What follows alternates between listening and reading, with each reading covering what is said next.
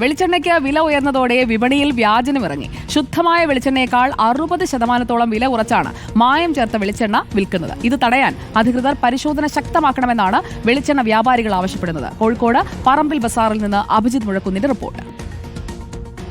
വെളിച്ചെണ്ണയ്ക്ക് ലിറ്ററിന് 400 രൂപയിലധികമാണ് വില. ഇത് മുതലെടുത്താണ് മായം ചേർത്ത വെളിച്ചെണ്ണ വിപണിയിലേക്ക് എത്തുന്നത്.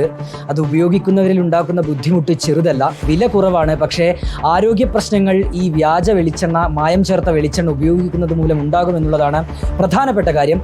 ഒപ്പം തന്നെ ശുദ്ധമായ വെളിച്ചെണ്ണ വിൽക്കുന്ന വ്യാപാരികളും ഈ ഒരു വ്യാജ വെളിച്ചെണ്ണയുടെ വരവോടുകൂടി ദുരിതത്തിലായിട്ടുണ്ട്. കുറച്ച് മുമ്പ് വളരെ മായം ചേർത്ത വെളിച്ചെണ്ണ നല്ലതായിട്ട് സുലഭമായിട്ട് വിപണിയിലുണ്ടായിരുന്നു.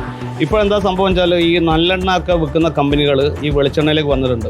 ഈ റിഫൈൻഡ് ഓയിലുകളും മറ്റ് ഈ ചീഞ്ഞ അളിഞ്ഞ കൊപ്പരകളും ഒക്കെ അടിച്ച് റിഫൈൻ ചെയ്ത് വെളിച്ചെണ്ണ ആക്കിയിട്ട് അത് വിപണിയിൽ സുലഭമായിട്ട് വിൽപ്പന നടക്കുന്നുണ്ട്. അപ്പോൾ അത് നമ്മളെപ്പോലുള്ള നല്ല വെളിച്ചെണ്ണ വ്യാപാരികൾക്ക് അത് വലിയൊരു ദോഷമാണ്. എങ്ങനെയാണ് നമ്മൾ ഈ വെളിച്ചെണ്ണ, മായം ചേർത്ത വെളിച്ചെണ്ണകളെ നമുക്ക് തിരിച്ചറിയാനുള്ള എന്തെങ്കിലും മാർഗ്ഗം? അത് വിപണിയിൽ ഇപ്പോൾ കൊപ്രൻ്റെ വില 300-ൻ്റെ അടുത്താണ്.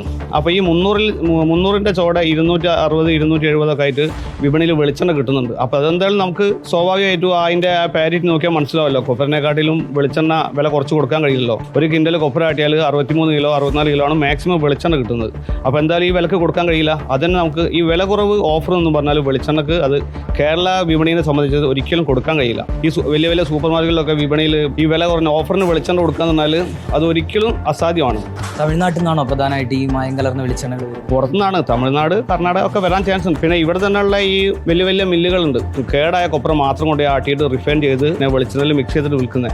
അതിനൊന്നും ഇവിടെയുള്ള ഫുഡ് ആൻഡ് സേഫ്റ്റി ഒന്നും പരിശോധിക്കാൻ തയ്യാറാവുന്നില്ല. ശാരീരികമായ ബുദ്ധിമുട്ട് തന്നാൽ നമ്മളൊരു 20 വർഷം മുമ്പേ നമ്മുടെ നാട്ടിലൊരു ക്യാൻസർ പേഷ്യൻറ്റ് അല്ലെങ്കിൽ ഒരു ഹാർട്ട് പേഷ്യൻറ്റ് നാട്ടിലൊരാളുണ്ടാവുള്ളൂ.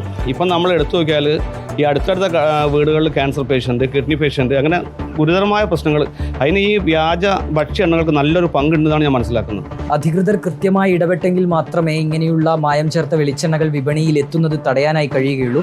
അതുണ്ടാകും, അങ്ങനെ ഒരു ഇടപെടൽ ഉണ്ടാകുമെന്നുള്ള പ്രതീക്ഷയിലാണ് വെളിച്ചെണ്ണ വ്യാപാരികൾ.